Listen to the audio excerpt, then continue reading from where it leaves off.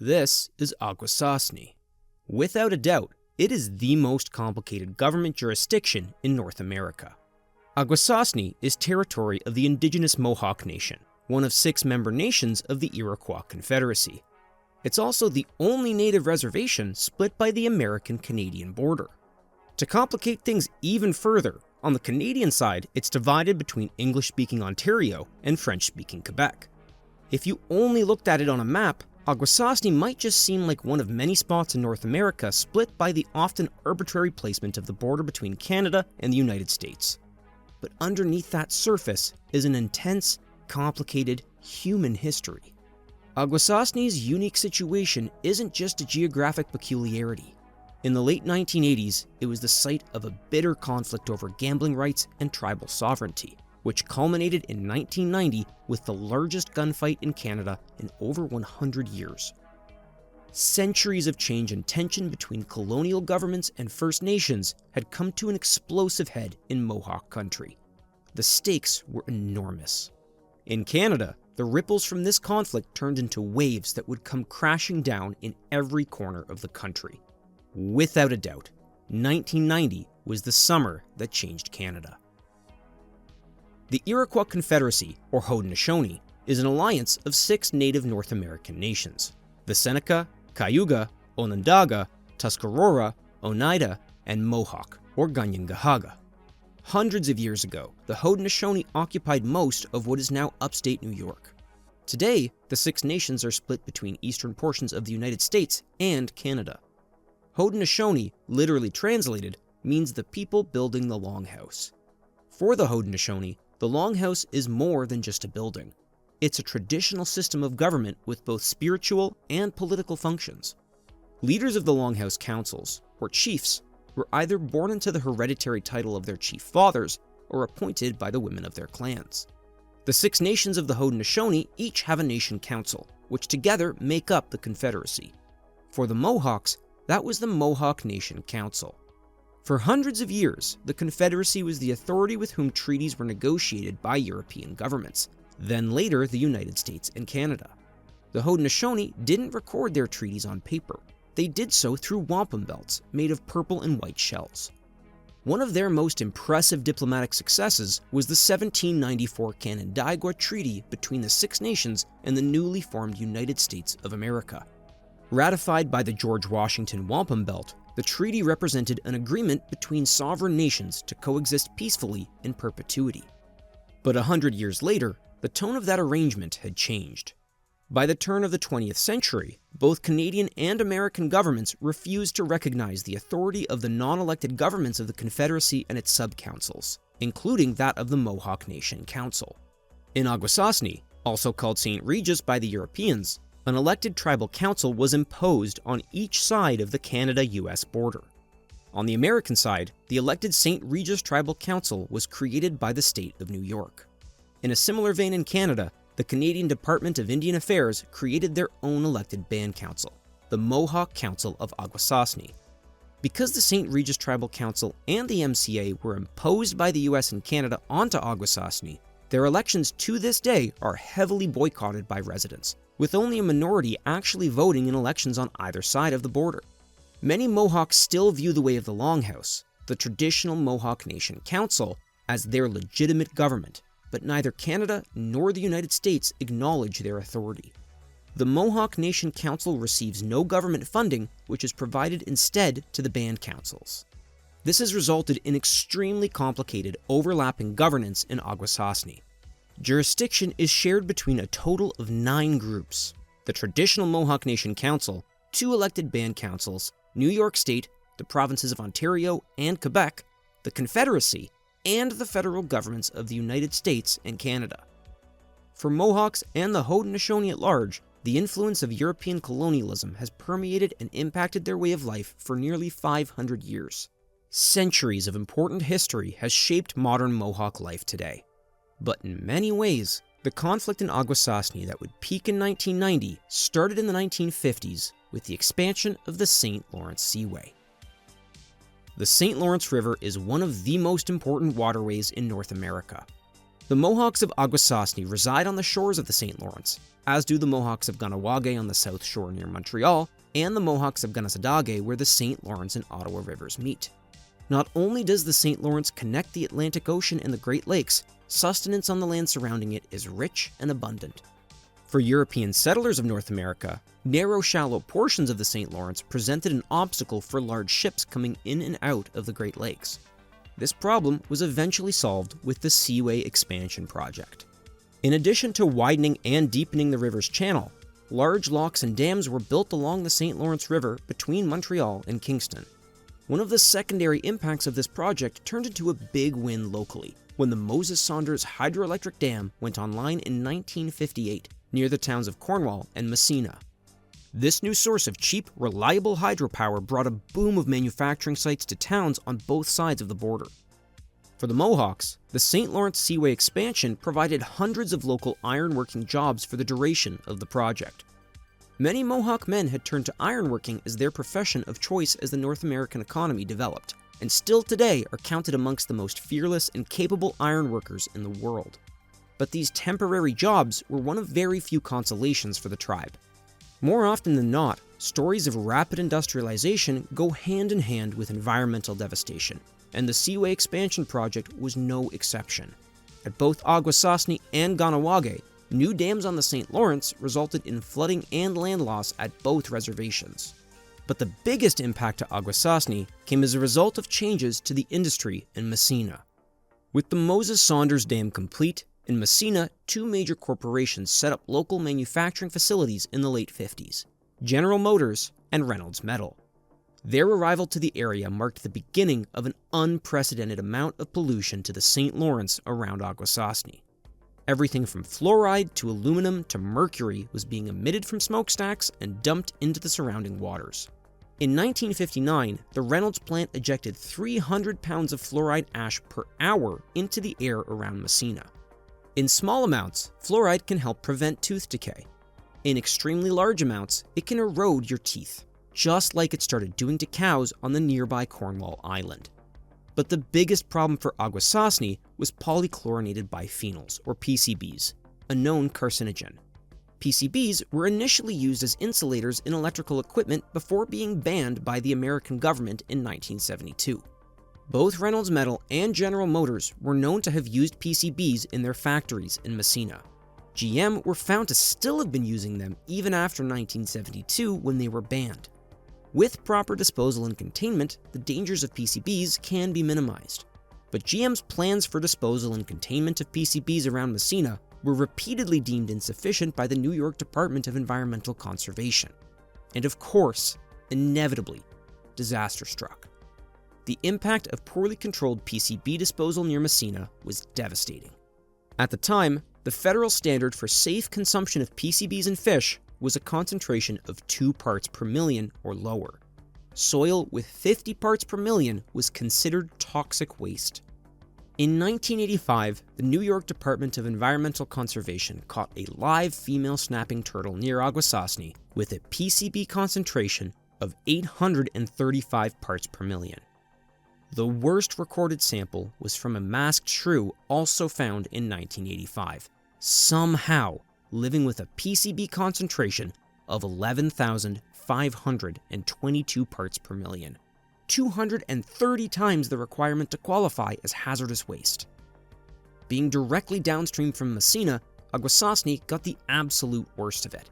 By the mid-1980s, the traditional ways of living off the land came to a cataclysmic halt. Fish from the St. Lawrence was historically a primary food source for Mohawks in Akwesasne. But by 1986, pregnant women were told to stop eating fish from the river. A restriction quickly expanded to the general population. By 1990, not only were 80% of adults either unemployed or underemployed thanks to severe pollution around Akwesasne, in place of hunting and fishing came food stamps, which contributed to soaring rates of adult-onset diabetes on the reservation. In the span of just a few decades, Akwesasne was forever changed. The St. Lawrence Seaway expansion brought industry to the area, and in the process had taken away a way of life for its native people. It's this context that would see a war land at Akwesasne's front door. Unaffected by the pollution of the St. Lawrence was an industry in Akwesasne that took advantage of their unique geography. When it comes to the movement of goods, Mohawks in Akwesasne are technically unimpeded by the U.S.-Canada border. The Jay Treaty of 1794 upholds their right of freedom of movement between the two countries. In practice, this means they are not required to participate in the typical procedures of border crossing, like declaring valuables or submitting to searches. Since Akwesasne straddles the US-Canada border, it provides a natural advantage when it comes to smuggling goods between the two countries. In the 1980s in Canada, nearly two-thirds the cost of a carton of cigarettes was just from taxes, much higher than it was in the States. So, cigarettes brought into Canada through Akwesasne could be sold in Canada for a hefty margin, while still undercutting regular cigarette prices. Akwesasne locals like Tommy Square saw no moral or legal quandary with the cigarette trade in and around Mohawk country. "We're just for the jobs in the community, so we won't have to take handouts from Canadian and US governments. It's just internation commerce. It's like bringing cigarettes from New York to New Jersey. Would you call that smuggling?" Cigarette smuggling presented the lowest relative risk, but more dangerous cargo like guns and narcotics brought in bigger profits. In the 80s, the smuggling trade was a boon for cash-strapped Akwesasne, and in some cases made small fortunes for the most industrious individuals in the trade. And what better way to grow those fortunes than to invest in a profitable new market on the rise in the United States? Just as the scope of PCB contamination around Akwesasne was uncovered, a new industry for Native Americans was about to make a big splash across the country. In the early 80s, the Seminole Tribe of Florida won a landmark case against the state in the Fifth Circuit Court of Appeals. At the heart of the case was gambling, specifically bingo. For-profit bingo was illegal in Florida. The Seminole Tribe had been running bingo games, and the state argued that they had the legal authority to enforce criminal law on Indian reservations. But the ruling in the case found that the Seminole bingo games fell under civil law, which the state did not have jurisdiction over on reservations. This court decision confirmed that commercial gambling on native reservations in the United States was legal. The implications to this were enormous for Native American reservations. The lack of federal or state oversight in reservation gambling meant they had a competitive advantage compared to off-reservation gambling operations. Native gambling institutions could set their own prize limits, hours of operation, license costs, and most importantly, they were not required to pay state taxes. By 1985, about 80 of the nearly 300 Native tribes recognized by the United States were running some kind of commercial gambling operation. 3 years later, 100 tribes had pulled in a combined $255 million in gross profits. For Akwesasne, the rise of reservation gambling had arrived just as pollution on the St. Lawrence had killed their traditional economy. The loophole that existed for reservation gambling was now enshrined in American law, but no such parallel existed in Canada. This meant the focus was on the southern half of Akwesasne for potential gambling developments. Route 37 is the main road and highway through the American side of the reservation. Over the course of the 1980s, it was transformed into Akwesasne's own version of the Las Vegas Strip. The start of bingo on Route 37 was Billy's Bingo Hall, a small joint set up by Akwesasne local William Sears. While state approvals were technically not required for reservation gambling, Sears negotiated a deal with the St. Regis Tribal Council for approval. In exchange for the right to run his gambling enterprise, the Tribal Council would receive just shy of half the profits. Hot on Billy's heels in a similar agreement with Council came the lavish Mohawk Bingo Palace, with 1,800 seats and individual prizes valued near $100,000. But the popularity of gambling on Route 37 quickly outpaced the elected council's ability to regulate it. By 1987, slot machines were sliding into gas stations, restaurants, and convenience stores, almost none of which were sanctioned by the St. Regis Tribal Council. Places like Bear's Den, Lucky Night, Silver Dollar, Golden Nugget, and several other roadside attractions were popping up, all in a community of less than 10,000 people. According to certain locals, the seed money that launched these developments more often than not came from Mohawk smuggling operations. When it didn't, it came from partnerships between local Mohawks and white investors from places like Las Vegas and Atlantic City in exchange for a cut of the profits, as had been the case at Mohawk Bingo Palace. Either way, it didn't matter to the patrons. They just came to gamble the night away playing bingo and slots. Every weekend, buses full of eager tourists would arrive on Route 37 from cities on both sides of the border. Places like Ottawa, Montreal, Watertown, Syracuse, and Plattsburgh were now fueling a gambling tourism industry on the reservation. Route 37 had quickly grown to become the largest gambling site in the United States outside of Nevada and New Jersey. The money flowing into the community was a lifeboat for the local economy. At a time when 60% of employed Akwesasne residents were making less than $7,000 a year, Mohawk Bingo Palace claimed they were providing good-paying jobs to 120 local Mohawks. But not everyone supported the emerging industry. In the 1980s, every native tribe in the country, including the Mohawks of Akwesasne, were weighing the good and the bad that reservation gambling could do in their communities. For people reeling from the loss of their traditional lifestyles, gambling businesses presented a tangible way of making a living where few other opportunities existed. But to others, reservation gambling was only bad news. At worst, it was a gateway for organized crime, and even at its best, it was a temptation for kids to quit school in pursuit of easy money. Head of the Canadian Mohawk Council of Akwesasne was Chief Mike Mitchell, an ardent opponent of reservation gambling. Our traditions are breaking down. Greed, money, it's hitting us like a disease. We need an education to be doctors, nurses, and lawyers. You don't need an education to pass out bingo cards. The gambling people tell me you can't eat honor. And I look back at them and say, but you can live it. A series of meetings and forums were held for locals to give their opinions on the situation. Casino workers shared concerns about the loss of their jobs if gambling was banned, while gambling opponents shared concerns about whether it would be the community or the smugglers and the white casino moguls who would reap the benefits of reservation gambling. Over time, these meetings devolved into shouting matches. Sharing opinions gave way to sharing threats. Akwesasne's population fractured as everyone was forced to take a side on the issue. They became split into two factions: gambling supporters, or the pros, and those against, or the antis. Akwesasne was at a crossroads, with two sets of hands pulling the wheel in opposite directions. By 1987, even the relationship between the St. Regis Tribal Council and the approved gambling operators was starting to show signs of strain. As stipulated in their contract, Mohawk Bingo Palace was required to provide operational and financial records to the band council. Eventually, they stopped sharing those records, and the council threatened to close them down. The three chiefs on the St. Regis Council were Rosemary Bonaparte, Brenda LaFrance, and Harold Tarbell. From the council's perspective, the proliferation of unsanctioned gambling on the reserve meant that those profits were no longer collecting taxes that could be put to use for the benefit of the community. All three chiefs became convinced that gambling on the reservation should be put to an end. As far as I can see, the only people who are benefiting are the Indian and non-Indian investors.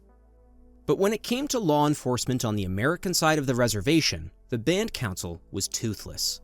The Canadian side of Akwesasne was policed by the 11-man Mohawk police force. But the American side force had been disbanded in 1981 through a public vote, after complaints of corruption and allegations that they were being used by the elected council as a goon squad. The jurisdiction of the police on the Canadian side of Akwesasne started and ended at the Canadian border. This often meant the only enforcement the St. Regis Band Council could call on were New York State troopers. Unsurprisingly, there was very little love in Akwesasne for an outside police force. State troopers had to be careful even setting foot on the reservation, let alone coming in to actually enforce the law like they did in an early morning raid in December of 1987. New York State troopers entered Akwesasne and from 6 establishments on Route 37 seized a combined 293 slot machines, which were still considered illegal and had not been authorized by the band council. During the raid, state troopers carted away and confiscated hundreds of thousands of dollars of gambling equipment. Disdain for the St. Regis Tribal Council was on the rise among the pro-gambling faction after the state trooper raid. Akwesasne local Tony Laughing had very little interest in what the band council had to say about gambling on the reservation. Gambling is a viable way of making a living for me and my family. It's a way for us to get into the mainstream of society. In 1988, without band council, state, or federal approval, Laughing opened a new casino on Route 37 called Tony Vegas International.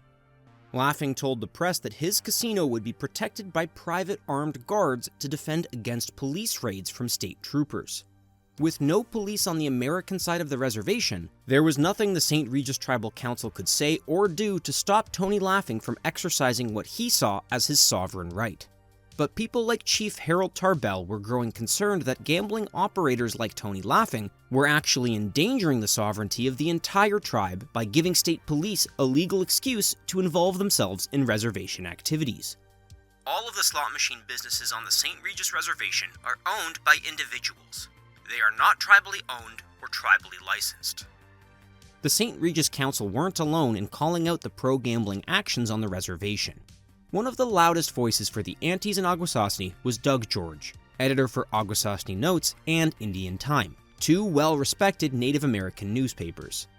In early 1988, the offices of Akwesasne Notes were destroyed in a fire. Doug George was certain it was not an accident. Our offices were torched by those amongst us here at Akwesasne who oppose our reporting on the conflicts that are plaguing the Haudenosaunee nations. It is understandable why those criminal elements amongst us are opposed to a free press disseminating information about the illegal and immoral activities around us.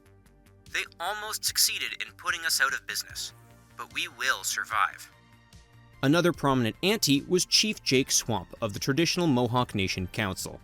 Neither he nor the Longhouse at large had much good to say about gambling in Mohawk country.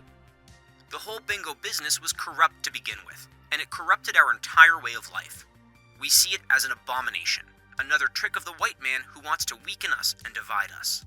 Gambling will ruin what we still have a chance to hold on to: knowledge of our past and respect for our ancestors. Money, neon lights, cars, there is no good that can come out of it. By late 1987, gaming was so pervasive in Akwesasne, New York State Police estimated that profits to 6 establishments on the reservation were on the order of $7 million per year, none of which was being taxed. But that was all about to come to an end. In 1988, the Indian Gaming Regulatory Act was put into federal law. Under the act, Native tribes were required to enter a compact with the states surrounding their territory that outlined the ground rules for gambling on their reservations. The bill was heavily criticized by tribal leaders across the country. Not only was it seen as an attack on tribal sovereignty, it included a 5% tax on gambling profits to fund the new Federal Oversight Board. In the eyes of the feds, the right to run games of chance on Native reservations was a tribal right, not an individual right. Because of this, the new act required that some amount of gambling profits had to be funneled into tribal council budgets, an issue that had been plaguing Akwesasne in particular. It was technically another tax, but one that would ensure that gambling profits would go back into communities. The federal law as it now stood required casinos on reservations to meet 2 requirements: to have an operating pact with the state and be licensed through the local tribal authority. The state-level requirement was contentious, to say the least. In Akwesasne, gambling entrepreneurs were of the opinion that any business conducted on their territory was outside the jurisdiction of the state and federal governments. But sovereignty aside, even if an operating pact with the state sounded like a reasonable criteria on paper, it took a very different shape in practice. More often than not, states would strong-arm reservations into conceding some of their gambling revenues in order to secure the state approval required to be compliant with federal law. Then, there was the requirement for licensure through the band council. The view on this from most of the pro-gambling faction was directly opposite to the federal perspective. For them, the right to run games of chance was an individual right, not a tribal right. In spite of this, it was clear to the casino operators in Akwesasne that if they wanted their gravy train to keep running, they would eventually need to stop ignoring the band council and work with them on some sort of agreement. Rather than repair the burnt bridges with the known Antis in charge of council, gaming operators chose door number 2, a coup. By running a slate of pro-gambling candidates in upcoming elections, they decided to build a more favorable band council from the ground up. A major upset in the St. Regis Tribal Council election of June 1988 saw Rosemary Bonaparte defeated by pro-gambling advocate Leo David Jacobs in a narrow vote of 445 to 440. For the American side of roughly 4,000 people, this was not an unusual voter turnout, given that the band council elections are usually heavily boycotted. Less than a year later, another tribal election saw Brenda LaFrance lose her position as chief to gambling supporter Lincoln White. Harold Tarbell managed to hold on to his seat, but was now outnumbered 2-1 as the only anti-gambling chief on the American Band Council. Prior to the elections of Chiefs Jacobs and White, both elected band councils and the traditional Mohawk Nation Council had been in general consensus that gambling as it currently existed in Akwesasne was harmful for the community. On May 16, 1989, the Mohawk Nation Council made the extremely difficult decision to make a request for federal support on the reservation. A letter was sent to President Bush. Under the 1794 Treaty of Canada-U.S., the Haudenosaunee were entitled to request federal intervention to stop criminal activity on their reservations. Since that treaty had been negotiated by the Longhouse, it was them who made the request. As Doug George later recalled, the decision by the Mohawk Nation Council on whether to even invoke the treaty brought up a number of questions about the implications it would have. How will the President of the United States enforce the treaty? Does it mean an invasion by FBI agents? Will the mistrusted New York State Police come in? Will the National Guard be used? Does it mean we lose jurisdiction and sovereignty? How will the chiefs be protected? For surely they will be labeled traitors and threatened by the gamblers. However, all of this speculation was moot. The federal government did not recognize the Longhouse's authority, and President Bush ignored their request. Things heated up on June 6th of 1989, when a fight broke out between nearly 400 gambling supporters and opponents at Tony Vegas International. State police arrived on the reservation to intervene, resulting in the arrest of Tony Laughing, 4 other gambling supporters, and the seizure of 200 more slot machines. But Laughing, with his deep pockets, had his lawyer broker a deal with state troopers to arrest him on a misdemeanor charge and let him out on bail so he could get back to running his casino for the weekend rush. Even with the raid at the casino earlier in the week, that weekend it was business as usual at Tony Vegas International, where the parking lot was filled to the brim with customers. In all the police raids up to this point, there had been little in the way of armed resistance from the community at Akwesasne. But next time the state troopers came knocking, it wouldn't be so easy. A new group was emerging that would make them think twice about stepping foot in Akwesasne. They were known as the Warriors. Formally, they were called the Mohawk Sovereignty Security Force, but everyone knew them as the Warrior Society. Mohawk Warrior Society was a relatively recent movement, founded in the late 1960s by Louis Hall in Ganawage, but which quickly spread throughout other Mohawk communities. The Warriors were a paramilitary organization whose growing membership was a reflection of an accumulation of Mohawk frustrations. The deterioration of their environment, the shrinking of their land base, and the collapse of their traditional ways of living had not only radically changed the lives of their tribes, these changes were seen as a result of decisions made by Canada and the U.S. that were never consented to by Mohawk people. Warrior Society was a response to the crises facing Mohawks in the late 20th century. The Warriors in Akwesasne were led by War Chief Francis Boots. He equated any state trooper presence in Akwesasne with an invasion of Mohawk territory by a foreign military. Any attempt taken by outside police forces will be considered as a military expedition against a people at peace with the United States. Other notable warriors in Akwesasne were Art Montour, a former ironworker from Ganawage and frequent warrior spokesman, and Tommy Square. The core objective for Warrior Society was to protect their communities from anything perceived as a threat to their sovereignty. We patrol our land as the Mohawk Sovereignty Security Patrol, and we will persist like the people of Vietnam or Afghanistan until outside intervention is stopped. Just like Afghanistan was to the Soviet Union and Vietnam to the United States, Akwesasne will be to New York State and the United States. Our patrol is just the beginning. Above all, the warrior ideology was fueled by the concept of Mohawk sovereignty and their right for complete self-determination. What that sovereignty looked like in practice depended on who you asked. But when it came to gambling, they were adamantly opposed to being told what they could or couldn't do to make a living. For the warriors in Akwesasne, The issue of gambling was an issue of sovereignty, and they took it upon themselves to champion that cause. Like opinions on gambling itself, opinions on warrior society by Mohawks at large were split. There was often a general consensus among Mohawks about the sources of problems they faced, especially those with colonial roots, and beating the drum of sovereignty was an easy way for the warriors to garner support. But their frequent intimidation tactics, vandalism, and violent displays of force did not sit well with those looking for peaceful solutions to the problems in the community. Some in Akwesasne, like military veteran and New York National Guardsman Mike Francis, held them in very low esteem. The warriors are just bad news all the way around. They're into smuggling, drugs, running weapons. You name it, they're into it. A Vietnam veteran nicknamed Cartoon provided the original warriors with combat training in the 1970s. But by the late 80s, he had left the warriors behind, believing they had become no better than a goon squad used to protect illegal Mohawk businesses. The warriors took the garbage and the throwaways and put pride into them. What they set out to be is not what they are. Just a few weeks after the raid at TVI, when Tony Laughing was arrested then released, another raid took place on July 20th.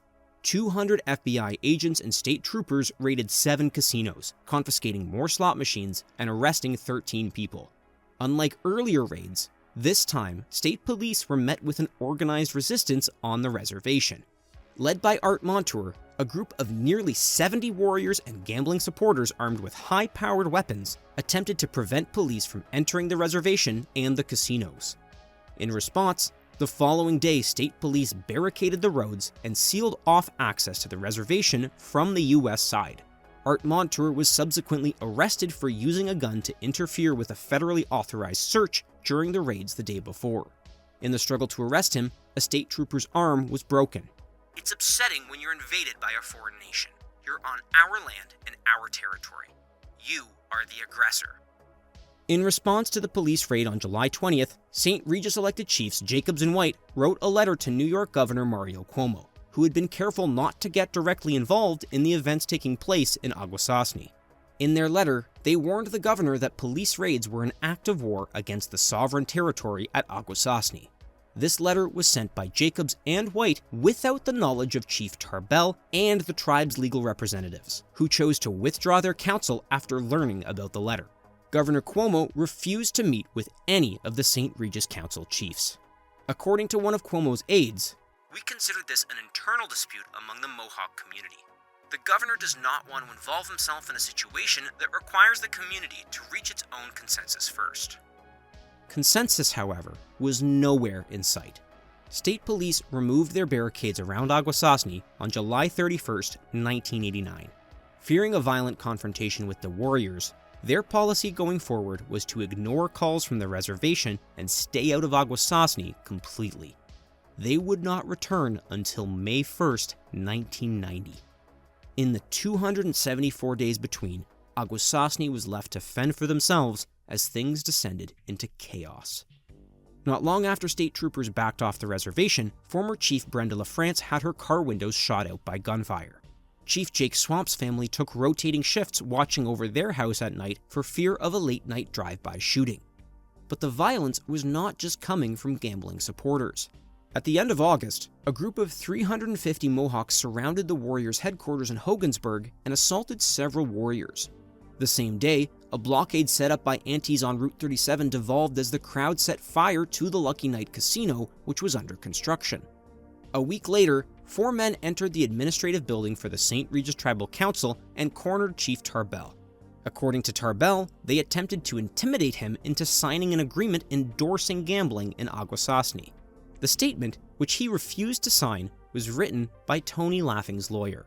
Tony Laughing had escaped from the police raid on July 20th and was now wanted on a federal arrest warrant. Since state police were now avoiding the reservation, Laughing was safe from arrest in Akwesasne. He not only continued to operate his casino unimpeded, he more than once gave interviews with a row of AK-47s mounted on the wall behind him. Laughing was finally arrested 2 months later after a 30-minute high-speed chase off reservation. In the car with Tony Laughing, state police found $87,000 in cash.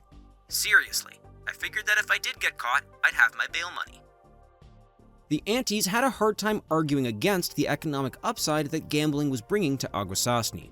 Between security personnel and casino staff, Tony Laughing said he personally had 240 Mohawks on his payroll, with the highest earners making up to $1,200 per week. By mid-1989, 1 in 10 Mohawks living on the U.S. side of the reservation were working in the gambling industry. The community had quickly grown dependent on the gambling economy. For the Antis trying to make their case against gambling, the police raids in Akwesasne had done them no favors. When the state police are on our land, blocking access and stopping traffic, we knew the people would be focused on them, not the casinos, and the original issue gets lost in the shuffle. Now that the troopers were gone, the focus was back on the casinos, but lawlessness was still rampant. If the state didn't want to intervene, people like Chief Tarbell strategized about how law and order could be brought back to the reservation. The casinos and gamblers made a mockery of our authority. The law was being violated, and someone had to stand up and say no more. I did. I wanted the police, the governor, the FBI, anyone to come in and restore order. If they didn't want to come in, then I said give us the power, deputize us. We couldn't have gamblers walking around proclaiming sovereignty. We had to have the rule of law. State troopers had decided to stay out until Akwesasne resolved their differences themselves. This meant the only organized force contending with the warriors for control of Akwesasne were the Canadian Mohawk police. Even though they could only patrol the Canadian side of the reservation, and the gambling was mostly confined to Route 37 on the American side, for months, the warriors targeted the Mohawk police in escalating instances of vandalism and violence. Mohawk police had to drive through the American portion of the reserve to get between the sections in Canada. While doing so, warriors would ram their squad cars knowing there was nothing the police could do while outside their Canadian jurisdiction. The police station and even individual officers' houses were repeatedly targeted in drive-by shootings. In September, the Canadian Side Band Council issued a press release supporting the authority of the Canadian Mohawk Police. The Mohawk Sovereignty Security Force has stepped up its campaign of terrorism with the Mohawk community. The Mohawk Council of Akwesasne will not tolerate these provocations. The MCA will use its police powers to protect its citizens from the subversive and illegal activities of the MSSF. As the state and feds continued to ignore traditional Longhouse leadership, the Mohawk Nation Council was working any channels available to them to do what they could to end the conflict. In November, they made a request to meet with Governor Cuomo to discuss the ongoing issues. They did not receive a response. Undeterred, they chose to focus their influence on their people directly and harshly.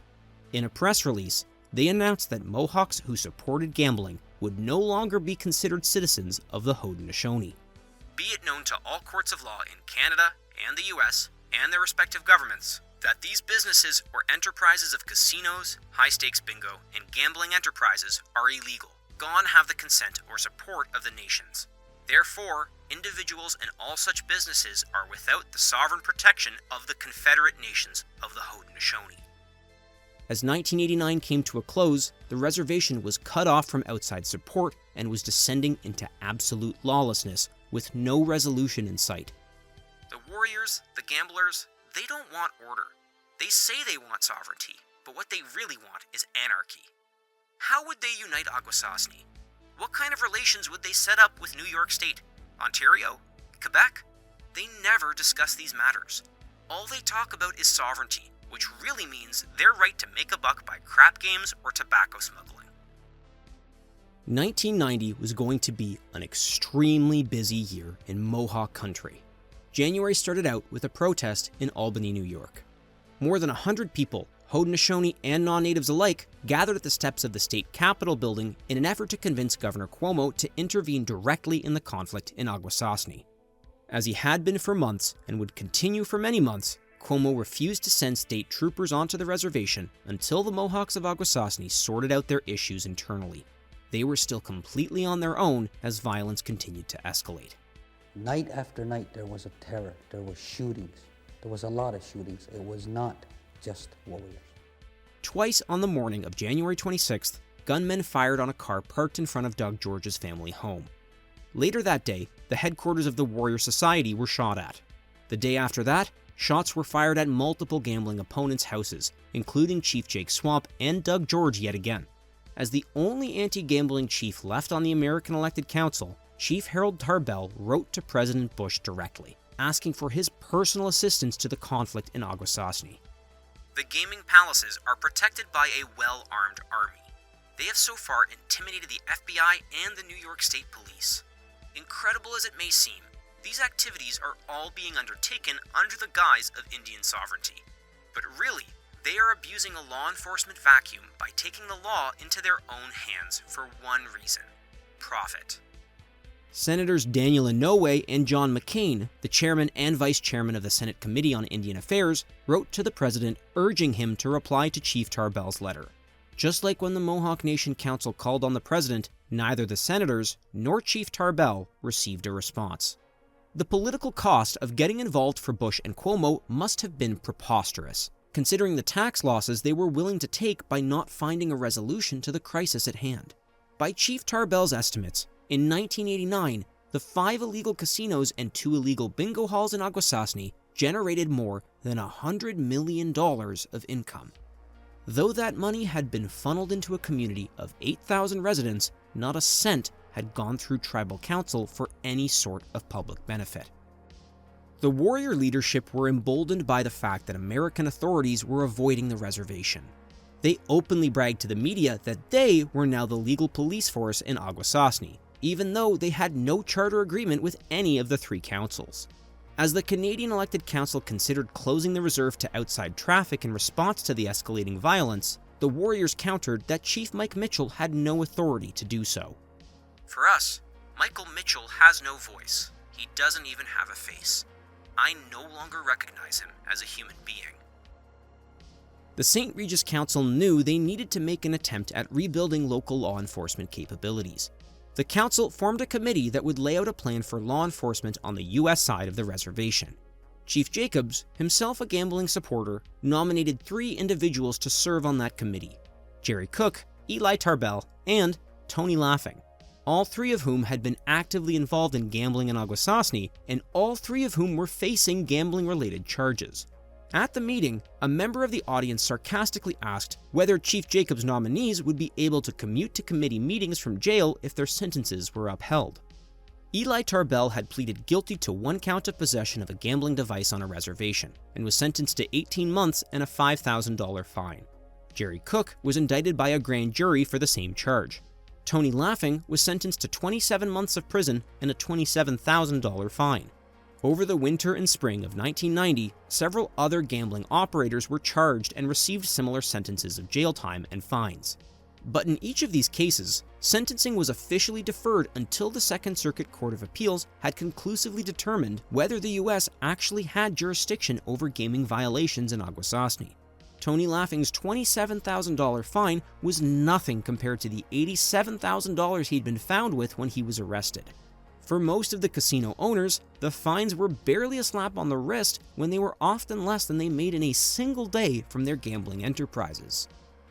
On March 23rd, a group of antis set out to restrict access to Akwesasne and prevent casino customers from entering the reserve by erecting barricades on Route 37. In analogy to the traditional Haudenosaunee Longhouse layout, the 2 barricades were referred to as the eastern and western doors. For the next month, these barricades became a major focus of the confrontation. According to Doug George, a logbook kept by antis at one of the barricades kept a record of all the actions taken by warriors over the next month. The abridged list of warrior aggressions included several instances of shots fired at the homes of antis, fake and real bombs being planted at police stations and on school buses, Molotov cocktails thrown at churches and council buildings, issuing an anti-hit list of over 200 names, and several other acts of violence and intimidation. On several occasions, groups of warriors and gambling supporters tried destroying and burning down the eastern and western doors, but the antis continually rebuilt and repaired them. The barricades were extremely effective at bringing gambling tourism to a halt.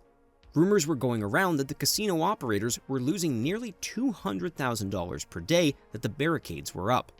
In an effort to bring the Barricades down with state backing, Chiefs Jacobs and White attempted to have the band council enter a formal agreement with Francis Boots, unbeknownst to Chief Tarbell. The agreement would have recognized the Warriors as partners with New York State Police in an attempt to give them legal authority to remove the Barricades. Chief Jacobs and Chief White's attempt to validate the Warriors' authority was ultimately unsuccessful, as scathing denunciations came from Six Nations leadership. But one way or another, the Warriors were adamant that the Barricades would come down. Mid-April saw nightly firebombing of the eastern and western Barricades. The night of April 23rd, the North American Indian Traveling College, a communications hub for the anti-organizers, was set ablaze, destroying 20 years of reservation history and archives. The attacks by pro-gamblers and warriors finally culminated in the complete destruction of both Barricades by April 25th. By then, Akwesasne looked like a war zone. Roads were littered with debris, and firefights involving semi-automatic rifles were now a nightly occurrence. Aunties like Doug George squarely blamed the state of affairs on the pro-gambling faction. We have, over the past 4 years, had to tolerate the corruption of our people by bands of organized Indian criminals involved in such reprehensible activities as gambling, gun running, narcotics peddling, and cigarette smuggling. These criminals have abused our tax exemption rights and our border crossing privileges. They have used every opportunity to make money, corrupt tribal officials, and deliberately prevent our people from unifying the 3 Mohawk councils into one national government. By anarchy, they thrive. Estimates by the end of April were that at least a quarter of the reservation's population had fled from both the Canadian and American sides of Akwesasne, including Jake Swamp and his family. They left after their house had been the target of automatic weapon fire. From an undisclosed location off reserve, he released a statement. This is Jake Swamp. I'm calling in regard to a shooting that happened this morning in Akwesasne. We need to get Governor Cuomo off his bum and start doing something. We are like refugees from our land of Akwesasne.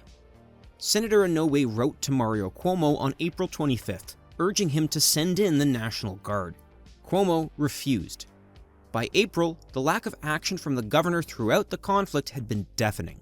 As it turned out, at least part of the issue was that Cuomo was under the impression that reports of violence from Akwesasne were being exaggerated.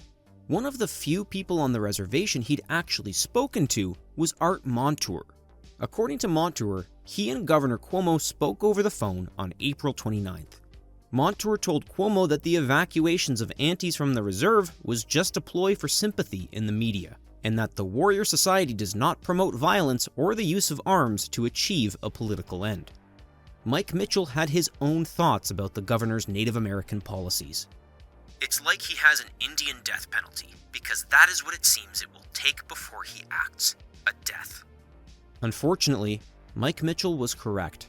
The conflict in Akwesasne was about to reach its bloody climax. 2 days earlier, on April 27th, Doug George was getting ready to leave the reservation. The Warriors now controlled all of Akwesasne except for Cornwall Island, and he had been a vocal and high-profile opponent of reservation gambling. He figured it was best for him to get out while he still could. I wasn't sure if I should leave, but because of my stance against the Warriors, who now controlled most of Akwesasne, I decided I should go. I was told I should leave. I started loading papers and clothes, and someone came over and said that my brother Davy had shot someone, a warrior, in the chest. Doug George immediately rushed to his brother's house just over on the Quebec side of the reservation. When he arrived, he discovered that the rumor was wrong, and that no shooting had happened. Doug's brother Davy had chosen not to evacuate, and was planning to make a stand at his home. He intended to impede the Warriors' movements from his position at his house. Doug chose to ride out the storm with his brother. It turned out to be one of the most consequential decisions of his life. Davy had laid out rocks in the road in front of his house to prevent Warrior vehicles from passing by. On 2 instances that day, a Warrior vehicle came down the road, was stopped by Davy's roadblock, and was told 3 times by Davy to leave. After the 3rd warning in both instances, Davy shot out their tires. They knew this would attract the Warriors' attention. The George brothers, along with Cartoon and a few other Mohawks, bunkered down in Davy's house as they prepared for retaliation. For the next 2 days, the Warriors engaged the George house in a non-stop firefight. Doug George, who hardly knew how to use a gun, was now neck-deep in a fight for his life. After the second day of fighting, the warriors returned that night and laid down the most intense barrage of bullets yet. The next day of April 30th, in a break between assaults from the warriors, Doug George managed to make his way over to the traveling college on Cornwall Island. He returned to his brother's house, joined by 2 Canadian journalists. Later that night, as waves of warrior gunfire hit Davy's house, a phone call came through. It was the traveling college, letting them know that Governor Cuomo was being interviewed for the local weekly news show Inside Albany. Cuomo was telling a studio audience that none of the shooting happening on the reservation was actually directed at people, even as Davy's house and the surrounding warriors were engaged in an active firefight. There was a possibility that if someone called in during Cuomo's live interview, they would be able to get through and speak directly to the governor. They weren't lucky enough to catch him on air. But after these types of appearances, as Governor Cuomo was on his way out of the studio, he would sometimes pick up a telephone at random to hear from the callers who hadn't made it through during the show. That night, on his way out of the studio, Cuomo just so happened to pick up the line to Doug George. The conversation lasted about 10 minutes. I told him, in a very calm way, that we had just taken a lot of gunfire and that we were afraid that someone could be killed. He was very clever in his words. He asked me if I was exaggerating, and I said, no, I'm not exaggerating. He said it was an internal matter, and I knew that the governor was going to wait until somebody had died. After their conversation, Doug George had become convinced that he would never get through to Cuomo because the warriors already had. The person who had the governor's ear was Art Montour, and, in the governor's eyes, we were expendable. The night of April 30th was a long one. An exchange of bullets that started at 9 p.m. continued until 7 a.m. the following morning. Over the course of this battle, 2 young men lost their lives. 22-year-old Matthew Pike had arrived in the area early that morning with a group of aunties to check on neighbors' houses and offer assistance to the Georges. According to his group, at 6:30 in the morning, Pike was shot in the back by an M16 as he approached Davy's house. A friend tried to bring Pike, who was fully conscious but bleeding heavily, to a nearby hospital. On the way over, they were stopped at a warrior blockade. Pike eventually made it to a hospital 25 miles away, but died in the operating room. The warriors deny the aunties' version of events, claiming that Pike was killed from crossfire coming from the George house, and that it was aunties, not warriors, that held up his drive to the hospital. The gunfight that had taken Matthew Pike's life ended around 7 a.m., but 9 hours later, a second victim was discovered. 33-year-old Harold Jr. Edwards was found dead on the road 200 yards southwest of the George house, with a gun wound to his stomach. Edwards' father said that his son didn't overtly identify with the pro-gamblers, but that he hung around people who were, and that he was an impressionable person. Whoever killed my son, I don't blame them as much as the people bringing in the weapons in the first place. It's some other people who are bringing them in and giving them to the warriors, and then they go crazy. An autopsy of Edwards found that his body had fallen forward on impact, not backward like his body was discovered, leading to the general belief that his body had been moved to intentionally cover up details about his death during the firefight. The warriors rejected any blame in either of the 2 deaths. Were warriors involved in the deaths of Matthew Pike and Harold Edwards? I would say they weren't, but I wasn't there. And I'm hoping that there will be a comprehensive investigation to bring to justice those people who caused those deaths. Almost 2 weeks after the firefight, to the surprise of nearly everyone involved, Doug George was arrested by Quebec's provincial police force, the Sûreté du Québec. He was charged with second-degree murder for the death of Harold Edwards. Ultimately, the charges didn't stick. The only evidence the SQ had was a statement from another witness to the firefight that, as it turned out, had been coerced into that statement by the SQ. After 3.5 months between the charges being received and then dropped, Doug George was left with $55,000 of legal bills. The SQ were looking for someone to charge, and I guess I was the one with the biggest mouth. Since Doug George lived on the American side of Akwesasne, his arrest became a judicial peculiarity. This was the first time that someone charged with murder in Canada was granted bail while residing in a foreign country. As of today, 35 years later, no one has been convicted in connection to the deaths of Matthew Pike and Harold Edwards. As Doug George feared, it took death on the reservation to force the police to finally respond to the crisis at hand. The days following May 1st, police descended on Akwesasne from New York, Quebec, and Ontario. State troopers held the American side under martial law, while the RCMP and both provincial police forces occupied the Canadian side. The total police presence in Akwesasne was 500 strong, when just days before, not one officer had been willing to step foot on the reservation. The firefight that began the evening of April 30th lasted 9 hours, and more than 3,000 bullets were fired. What had started with a makeshift blockade of rocks had turned into the largest gunfight in Canada since the rebellion of Louis Riel in 1885. And since the warriors approached Davy George's house from the American side of the reservation, it was also the first time since the War of 1812 that an invading militia had been successfully repelled in Canada. By the end of April, the greater conflict had turned nearly half of residents of Akwesasne into refugees from their own homes.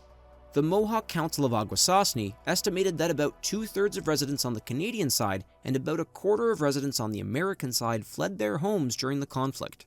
All the while, Canadian and American law enforcement had refused to enter the reservation until blood had finally been shed. The community on both sides of the border had been left to their own to fend for themselves. As a civilian observer of the firefight later recalled, "The night of the firefight was the most horrible thing I have ever seen. Never have I ever seen people so desperate.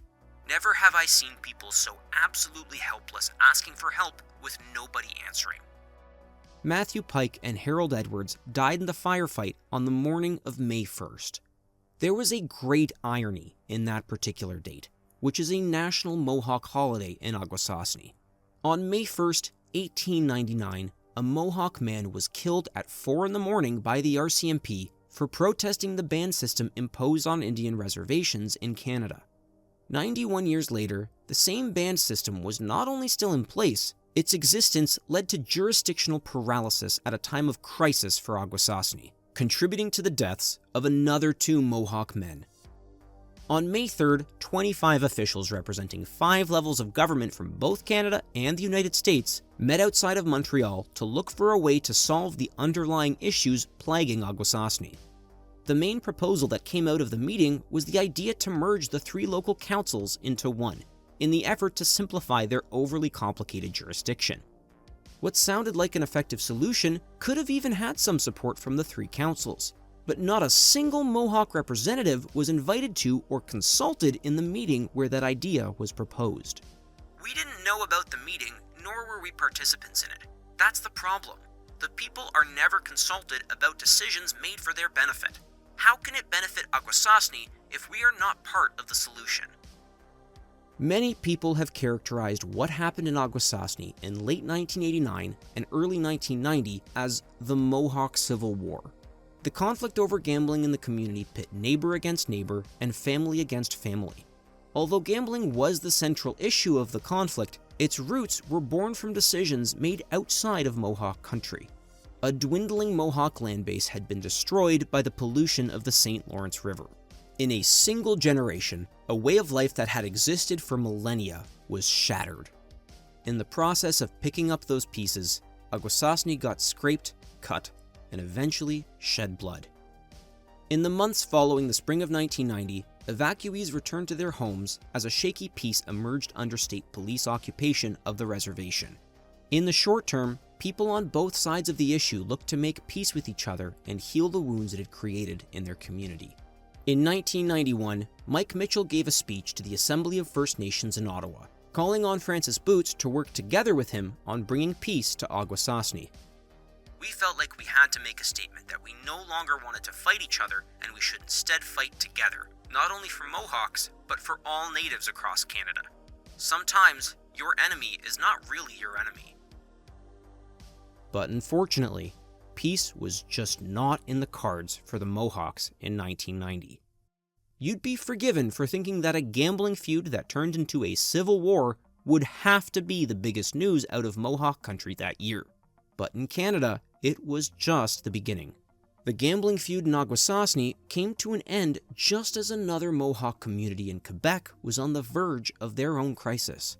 The mobilized warrior forces in Akwesasne were about to become reinforcements at a golf course protest in cottage country outside of Montreal.